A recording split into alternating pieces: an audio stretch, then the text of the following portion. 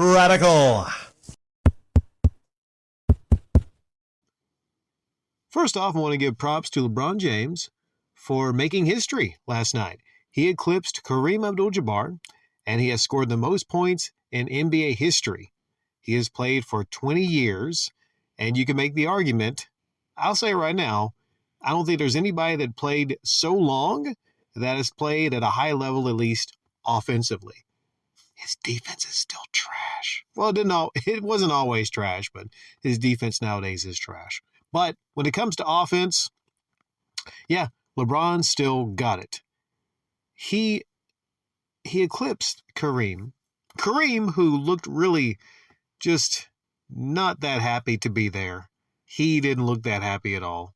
Comparing that to, maybe Reggie Miller, Ray Allen, when they were in attendance, when Steph Curry surpassed their three-point records.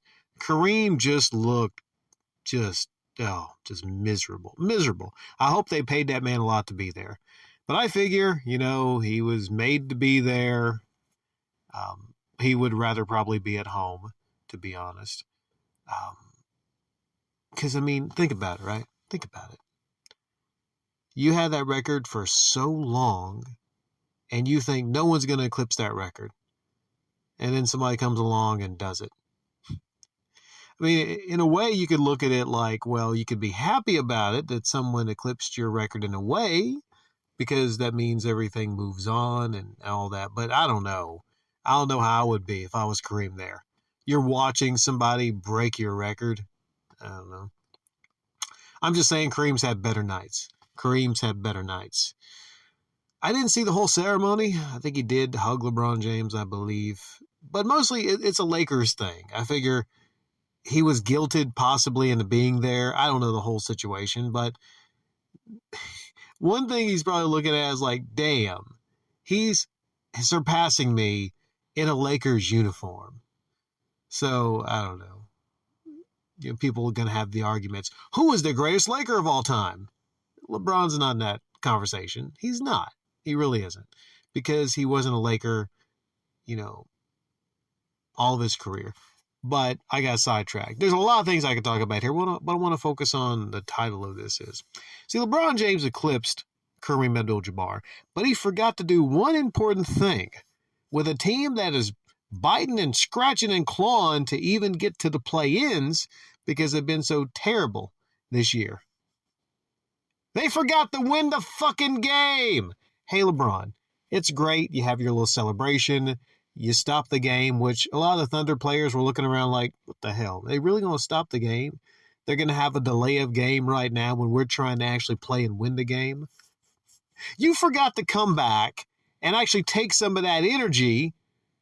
Maybe you were spent after three quarters. Maybe you were just focusing on making sure to get the stats up and surpass Kareem because he was in attendance. Maybe you're making sure to do that.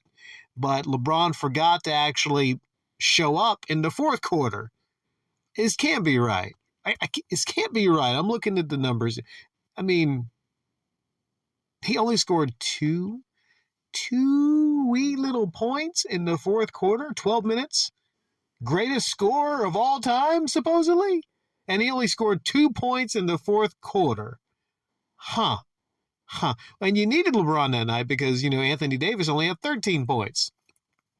But my theory on that is AD also, he didn't stand up and he didn't cheer at all when LeBron passed that record. Some people say maybe he was mad that he was having a bad game, but no, I think it's something different. I think it's maybe, I'm not going to say LeBron told everybody to make sure to, ease off and let him, get his points. But I'm pretty sure AD, kind of like, let's just say they made sure to let LeBron in there. I'm going to give his credit. He scored the points, and there was a lot of foul calls. When he got down there, it was a lot of fouls. Some of them I'm like, really? Was that a foul? I don't know. But that's one thing people are really looking at. The fact that AD did not stand up and, cheer with his teammate score those points. Also, one thing I'll mention, and it bears mentioning, is LeBron James, instead of going over to celebrate with his team that he was playing with, the fact that he broke the record. He actually went the other way, outstretched his arms, and was like, "Ha!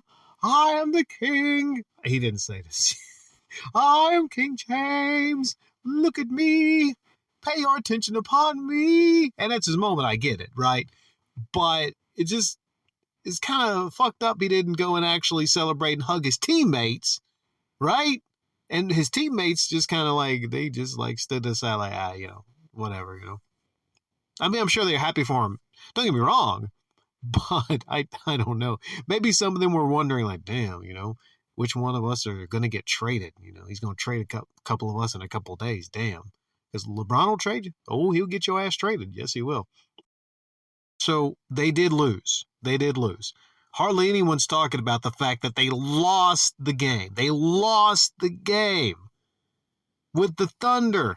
The Thunder aren't that much better than the Lakers, and they lost to the Thunder. I'm trying to find anything about that, but no one's focusing on the fact that the Thunder won. So give the Oklahoma. It's like a Hummer you get in Oklahoma when you visit there. You gotta love those Oklahomers. But give them some props because they were a visiting team. They could have eased off, right? They could. I mean, they had every. I mean, they played hard. They didn't have to. They were going and play at the Lakers, and LeBron was going to have his big night. They saw that. But maybe, like I said, that a lot of them were just kind of pissed off that they delayed the game. They said, okay, we're going to finish. We're going to close this thing out. You guys are not going to have a comeback. Actually, I think they were losing. The Lakers were losing at the moment that LeBron had a celebration. I think it was just very distracting. The whole thing was distracting. Some people might say, well, they didn't win that night because they were distracted about the whole LeBron stuff. Ain't no excuses. I mean, you are the LA motherfucking Lakers, led by supposedly the GOAT. There's no excuse to lose that game to a lowly team. No offense, a lowly team like the Oklahoma Thunder.